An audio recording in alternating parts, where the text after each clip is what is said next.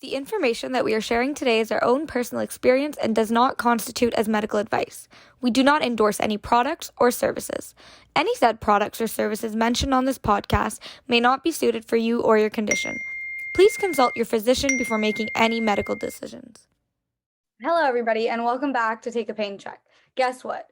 This week is Friendship Edition week, where I get to question all of Natasha's friends. Today, we have Natasha's best friend, Brianne Chow, here with us today to talk about her friendship with Natasha right since her arthritis diagnosis. Brianne is a grade 12 student at the Bishop Strawn School in Toronto. She is Natasha's best friend and go-to person aside from me. And I love having this chance to talk to her today and kind of get her viewpoint on Natasha's arthritis and other things. Hello, Brianne. How do you feel today? I feel good. How do you feel? Trish, put the food away. Let's start off nice and easy. When Natasha was first diagnosed, how old were you guys? So when Natasha was first diagnosed, we were both 13 years old, and we went to the same school at the time, which is how we met. You went to Bishop Strawn too? No, we went to a private school in Markham. Mhm. That's just an elementary school. It's like whatever. Okay. So how long have you actually known her for then? I've known her since grade 7, so it would have been our 8, 9, 10, 11, 5th year knowing each other, but we weren't actually friends until grade 8, and we like telling people we've been friends for longer than we actually have been. Wait, you knew her since you were 7 or since you were in grade 7? In grade 7. Okay, and Natasha was diagnosed? Grade 8.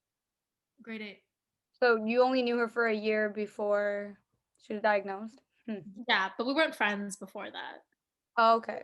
So you became friends because of her arthritis? No. I wouldn't say that. That's for the elevator key. That's a stretch. No. She became friends with me because I was popular and she wanted to be my friend. I don't believe that, Natasha. Neither of us were popular. We were in a school of 60 kids. No one was popular. 60 kids in our grade, sorry. You sure about that? Yeah, we graduated with 60 something people. 60 people 59 people I didn't like. My elementary school was worse. I think I went from K to grade 6 and there was maybe 40 kids in each grade. Yeah. Isn't that normal? Very small. No. My sister's class has 6 people a grade. That's a little abnormal. I think everyone here is quite normal. Yeah. That's crazy. I think my brother goes to a K to 8 school and he has 100 kids in each year, which is normal. That's normal. Yeah, 60 kids is not normal. We're all abnormal. So when you met Natasha and then she got diagnosed or whatever, did you know something was wrong? Did she act like something was wrong? I think she did. How do you know that? Were you there? No, but I know you.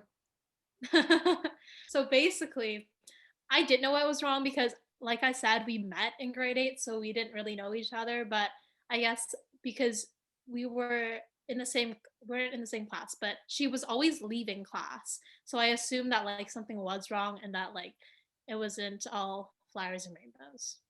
Was your life flowers and rainbows at that time, Natasha?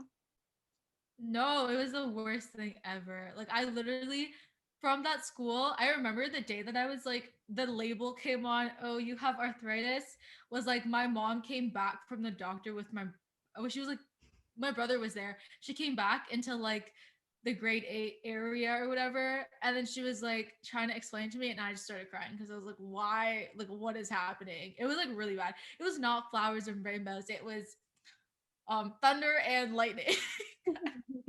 So your mom literally walked into school and tried to explain it to you? Not really. Well, sort of. She picked me up, and then when we were walking, she was oh, I had a talk with your doctor about your blood test. And then in the car, she told me. And I remember I was crying. But do you think everybody kind of knew something was wrong everyone from that brief interaction? What do you mean, everyone? If you're walking in the hallway, aren't there kids around you? No, it was outside of the building. Like, okay, I don't know how to explain, but Brienne, do you remember that little like our little portable like thingy, and then like right outside there's like a street, and then there's parked cars on this side and that side. So it was like down that like street. Anyways, like no one really saw because like I only cried in the car. It was just like she was explaining it to me outside. But yeah. But to answer your question, I feel like no one really knew until it was explicitly said to the grade. Was it Was really? explicitly said to the Explicitly grade. said to the grade. Yeah, you Wow. don't remember? Wait. I think I wait, how did you remember that? I feel like Natasha you're has saying something. PTSD. Okay, I remember for Brienne, like I kind of just brought my homework to her and was just like, "Can you help me do this and that?" But like it wasn't like I told her directly. I don't Mhm. remember. Like I remember, I feel like I know what you're saying. But The I grade don't know. intervention was after you brought your homework to me. It was like mid grade 8 or like mid to end. Explain. I want to know what this grade intervention was. I never had one. Yeah, it sounds so bad. Great intervention about Natasha's arthritis. I kind of remember, but like not really. Like no.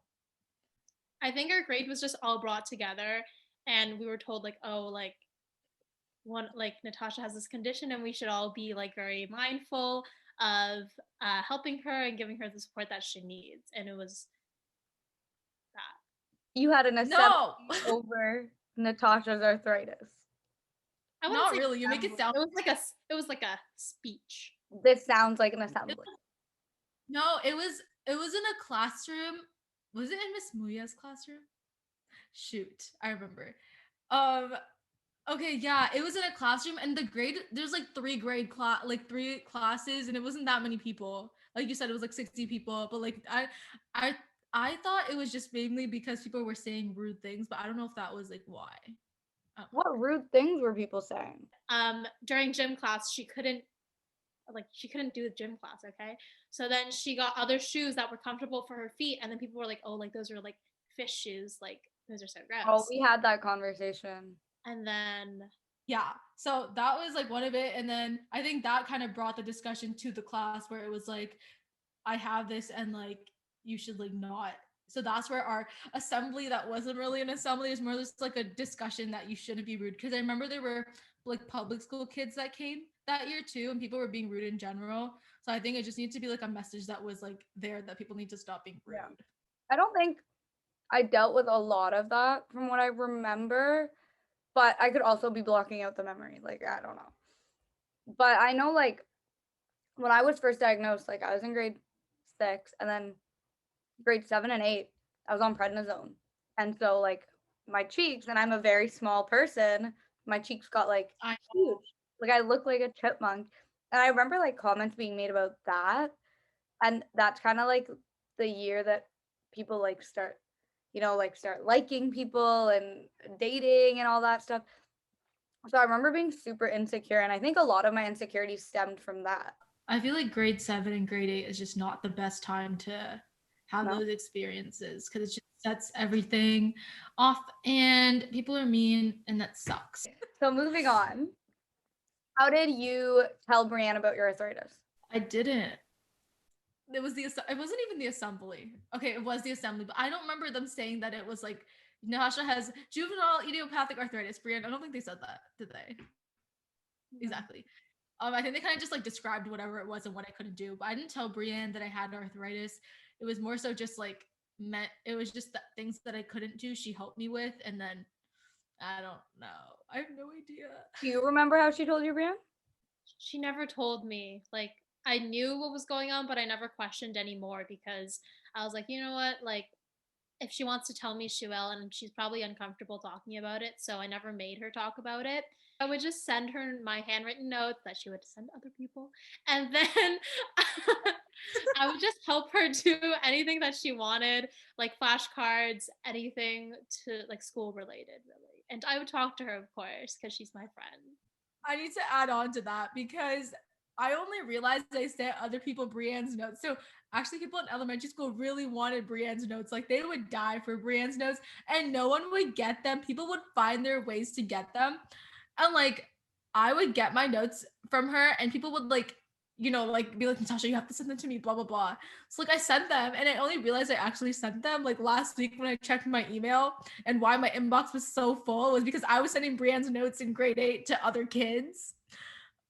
So Brienne's a little bit salty. I'm kidding. But like it was just so funny how people were like dying to get her notes and I got them. You feel good about having the arthritis now, Natasha? No. No. Whatever. I don't know. She was really helpful. It's not like she wrote other people's French homework. Like, no, she didn't. She only wrote mine. Okay. Very nice person she is. Everyone's dying to get her stuff, but yeah. How else did you help Natasha? Aside from writing notes. Well, I guess we were friends, so I just like talked to her whenever she needed. And I think through that we became closer because she was going through something, and then at the time you're like, people in grade 7 and 8, or specifically grade 8, are like, they're not nice. Like, they're really mean. So like I was being bullied too, and she was being bullied too. So honestly, like we were both like social outcasts in grade 8. So I think we ended up getting really close because of that. What were you being bullied for? Oh, I was being called fat. You don't. I was being called fat. I don't think. Yeah, people were really mean. Yeah. People mean. It's okay. My grade 8 music teacher let me sing in front of the whole school, and I can't sing. So, Can you show us a little bit No. of your singing skills now No. on this podcast right no, I will never live that Yeah. memory. Do you think your friendship was stronger because you were both kind of experiencing the same thing at school? Yeah, I think so for sure because I think at that age we were both mature in different ways because she had to grow up because of arthritis, and because I was already a social outcast, I could really only rely on people who felt the same way. So Ouch. yeah, anyways. So we both grew up in that sense, and we were both more mature than the rest of our grade. Like people in our grade were so arrogant and so naive, whereas we thought of other people, we thought of each other. And even though we were both being bullied, like we were also very nice to the people who bullied us. We were nice to every single person, yet they were not the same to us, which I think shows what type of people we are. Aw. Do you think your friendship has changed since the like I guess you guys weren't really friends before, but you knew each other before. So do you think that the way you were prior to the diagnosis and the way you were after, did it change because of the diagnosis? I think maybe we probably got closer because I was able to help you in a way that nobody else could and nobody else wanted to. And I think that after grade 8, when we weren't in the same school, I wasn't able to help her much at school because obviously I wasn't present, but we would still like have our FaceTime calls, and I would help her in whatever way I could. Like we would do like music homework together, and we would be each other's study buddies. And I think the way it's changed is different because I think especially after this podcast, like she's really opened up about it, and we've, like I said before, like I never asked, so I never knew as much. So after this podcast, she started talking about it more, like, and we're both like actively talking about it and contributing to this conversation. Natasha, did you open up because Yes. of me? No. Okay, actually maybe. Like you're the only person that kind of made me like advocate sort of, but we don't need to talk about how you did that because who cares? You're just fishing for compliments. I am. I like compliments. I like them. So going off of that, has your level of being comfortable with the arthritis conversation kind of changed? Because I know like there's some people that are very uncomfortable talking about it, and like when I talk about it, they look at me and they're like, "Oh my God, like how could you go through that?" Blah blah. I'm like, if I'm not uncomfortable talking about it, why are you? Like, it's a part of life. So do you think your level of comfortability has changed after the podcast and learning about the disease itself? Yeah, I think for sure, especially because I haven't been with her for the past 4 years, especially like present in her everyday life. I don't get to see her when she's upset about whatever her arthritis is causing. So I don't get that firsthand experience that she would get with the people at school. So I think especially after this podcast, she's been more open to talking about it, and it's made me more comfortable too because I feel like I have more of an opinion, Mhm. and because she's being more comfortable, I can also be more comfortable and contribute to that conversation as well. Yeah. I mean, when I she didn't agree. text me today after her joint injections, I was a little bit like, this is really weird. A little Oh, weird. Really weird. oh, actually, like that's so true. Everyone's been kind of complaining, but like it's because Siri is being so dumb. But like we don't need to talk about Siri. But like I try to use the voice to text on Siri, and Siri does not text in group chats, and Siri does not do certain things. So I just gave up. Okay, Siri. Yeah, I agree with Brienne. Like I really think the podcast has helped in having conversations because I think it does raise a lot of awareness. It also provides like education on certain topics. And I think that like we wouldn't do that external research anyways. And like it's kind of given to you in a format where you're able to listen and then also look at me talk. Yay. And now you get to be here. Like what more do you want in your life? You get to be famous, you get to be on Apple, Spotify, all the above. Like what? But yeah, I think it's really helped because I can talk about more things. Like I can talk about these dumb joint injections and it's true. She has an opinion and she's allowed to have one because now she knows. So yeah. After the podcast and like compare before and after of the podcast, have you like has it taught you something positive that you didn't know before? Yeah, for sure. I think you guys bring in a lot of guests that advocate for their needs, and there's so many different factors that they contribute to the conversation. So it gives a wide variety of perspectives to be able to listen to and to be able to ponder off of. And I think it's really helped in starting the conversation and allowing me to ask questions and making me curious as to what else there is to explore in the arthritis community. Often we forget that there are so many different perspectives and stories when it comes to arthritis. It's not just in one form, it's not just in one age group. Like there's so many different ways we could look at it. We could have so many people on and tell their stories.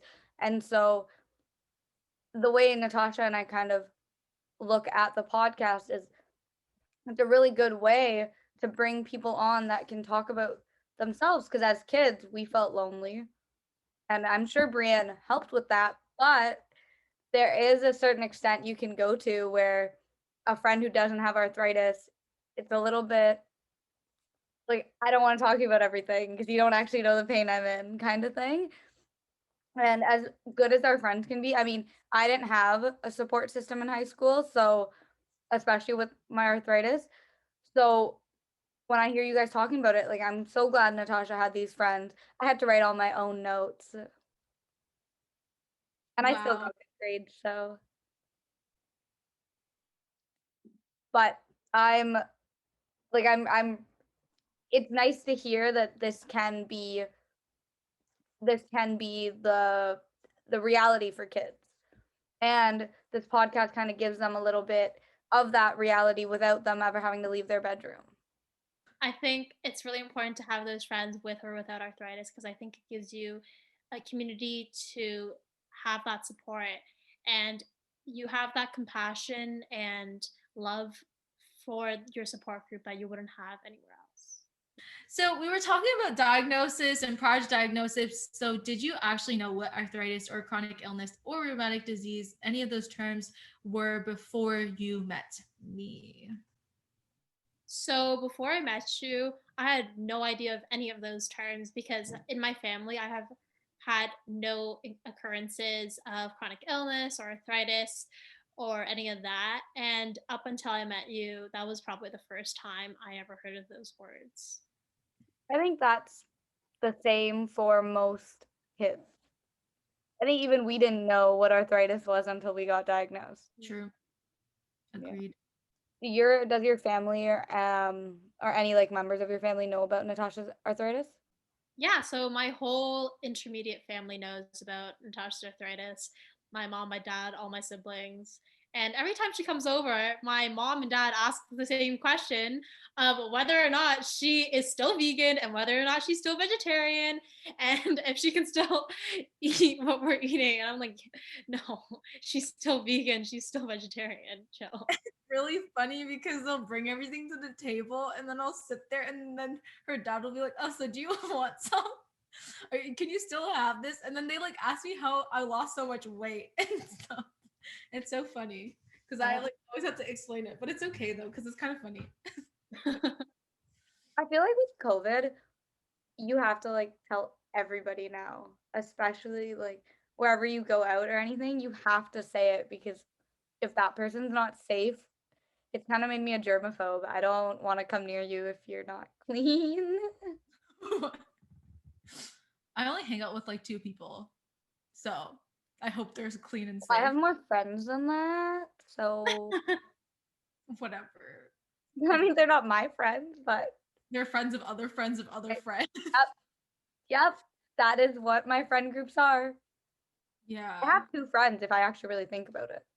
That doesn't include you, Natasha, but Oh, yeah, I didn't include you either. I know you didn't.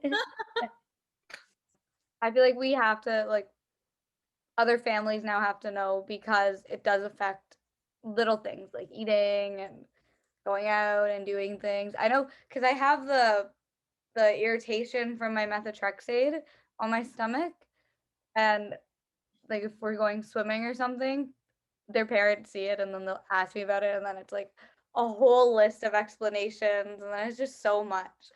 It's just much easier if they know earlier. But on the food topic, how do you feel about Natasha's veganism? I have no opinion on Natasha's veganism because it does not affect any of what I eat. So she can vegan all she wants, and I'm great with that. Like I love it. I'll buy her Whole Foods organic chocolate. Like she can vegan, and I'll help her eat if she needs it. I have no opinion. How much is that chocolate bar? So expensive. $7 for like, I think there's like 6 in there. No. I don't know. I didn't open it.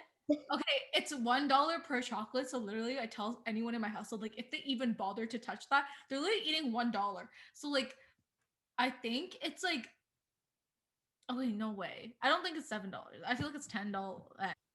Yo, They're it's $9, yeah. ma'am. But there's 12 of them. Okay, but eating healthy makes you broke. Like literally. It's like really difficult if you don't want to invest money in it. I I'm think. scared that you're gonna have like a real life like breakdown when you realize what reality will be when you move out of your house. Yeah, I will. But we'll figure it out when it gets there. I'm just glad you know. I'm glad you know. But yeah, I'm glad Brienne has no opinion on my veganism because Wait. On that topic, how do you think university will be like without Natasha? Or we should talk about what it's gonna be like for Natasha because I think that's more entertaining. No. Go ahead, Brienne. Well, she's staying at home, so honestly, I feel For like now. it will change too much. For But, now.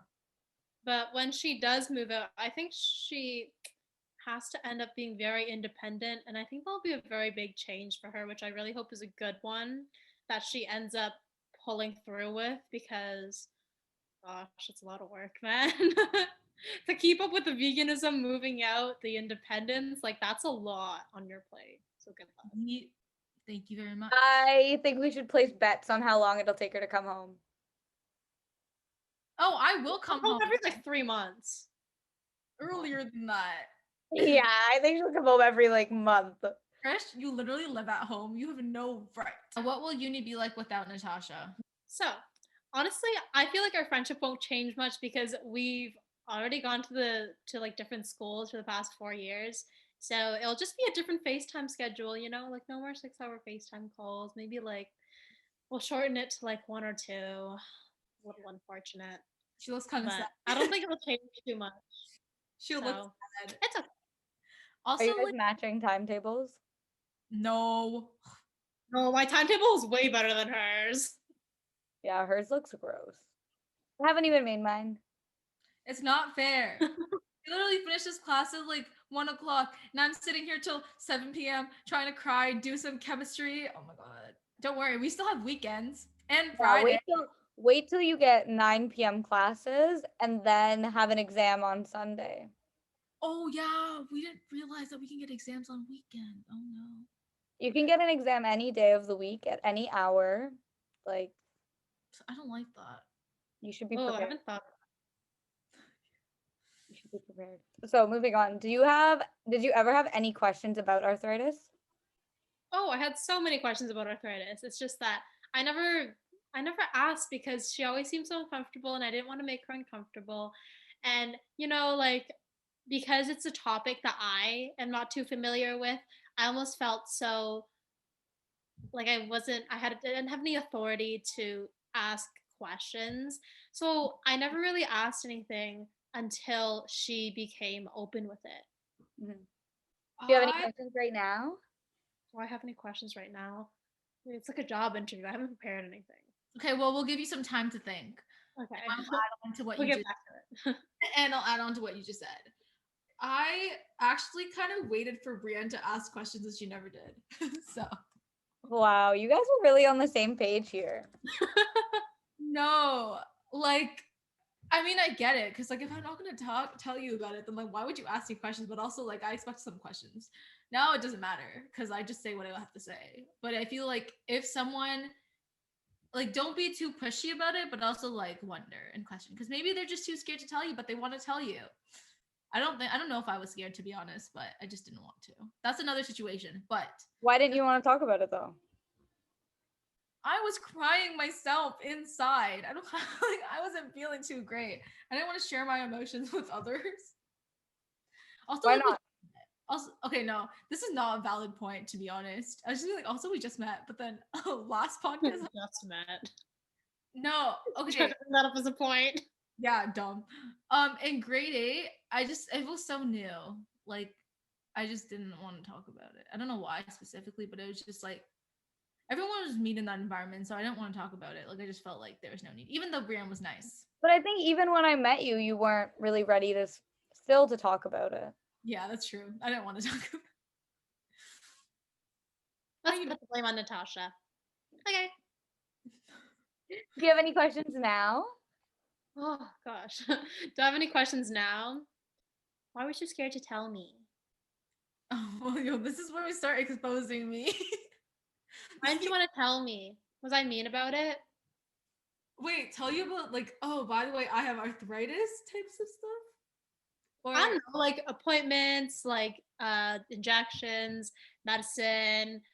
Well, I guess from like I think I can answer this myself because like I get it. Like the whole like arthritis thing was new and we weren't together in high school, so I didn't see you at those points of struggle. Like you just told me at the end of the day or we texted it during class and I was never physically there to support you. So I understand why it would be harder to talk about something like that if I wasn't physically present.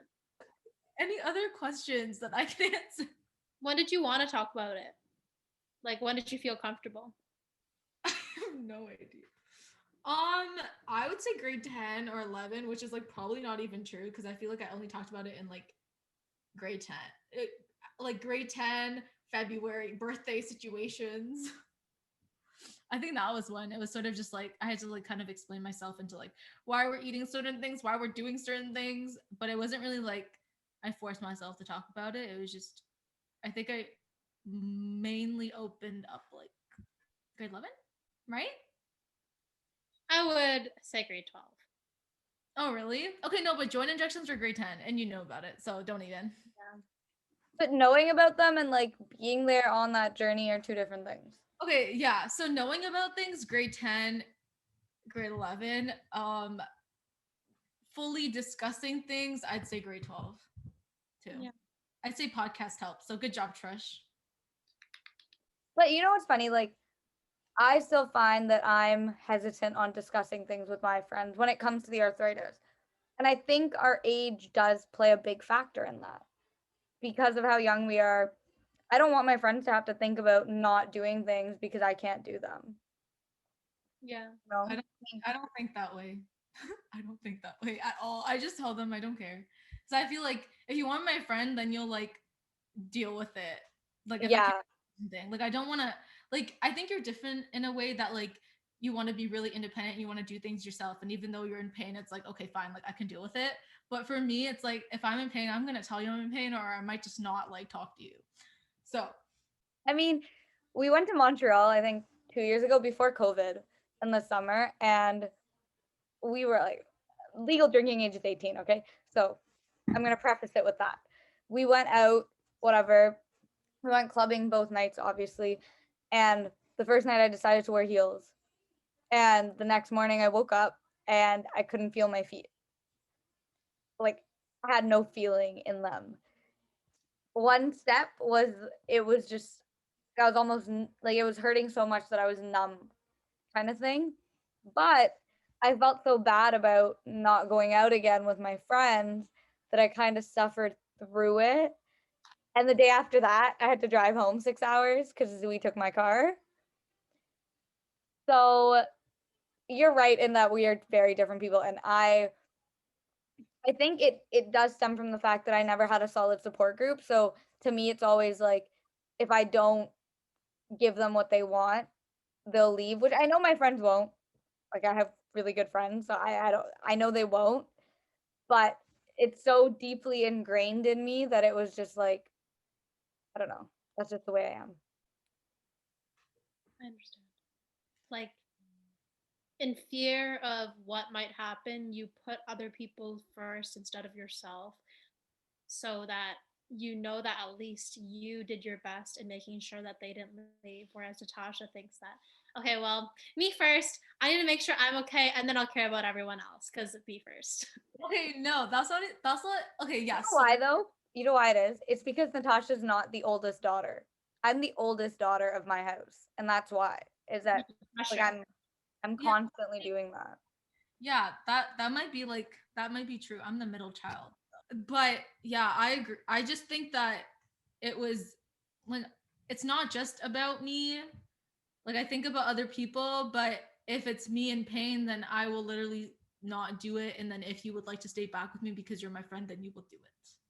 That's So just Natasha trusts her support system and would put herself first, and whoever comes with her is her true friend. aw, preach. Okay, I have a question for Brienne. I Okay, think go. if I remember the question. Oh God. Okay, my question is, since you like, I guess we became more comfortable talking about it in grade 12. How did, how did you feel about that? Like, I don't know. Like, can you just like expand on your thoughts on like how we talked about it in grade 12? Like, would you have rather talked about it before, or like, how did you feel? Were you like kind of sad that I didn't tell you before? Like, please expand and expose. Well, I think it definitely would have been better to talk about it earlier because I feel like because we talk about it, it makes us closer in a way that we weren't before. And it makes us both more vulnerable because you're able to talk about it, and I'm able to talk about something that is close to your heart. And I think it would have definitely been better to know about it earlier because I'd want to help you in any way I can. And if you don't tell me, sometimes it's really hard to take that initiative, take that first step to help. But I don't blame you. Like, I completely understand why it took so long. But since you've told me, it's definitely made us closer.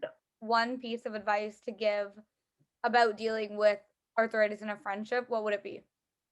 Definitely to ask questions and to make the other person feel comfortable because you can't possibly know what's going on, and they're probably in a lot of shock as well. So being able to be there and have that compassion and be able to talk to them with whatever they need, it's probably the best thing you could do as a friend. Thank you so much, Brienne, for answering all of our amazing, cool questions. I know that we both learned a lot, and we will always be learning. Yay!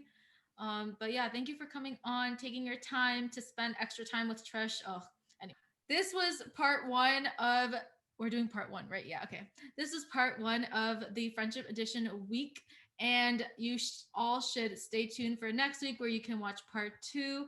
Like, comment, subscribe, replay the video, watch the video, listen to the video, stream the video, all the above.